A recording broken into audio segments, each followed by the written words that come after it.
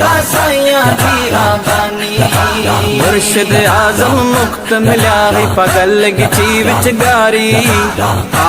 हिक वारी बैठे रात डिहा खैरात वंडेंद पई घिंदी खलकत सारी। हिक वारी वारी हिक वारी।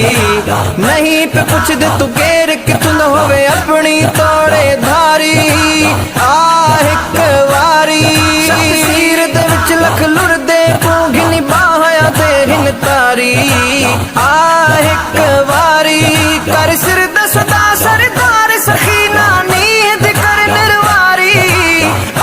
हिक वारी मिस्कीन वागू चुम कदमे को से जिथा किथा सारी। हिक वारी वारी हिक वारी।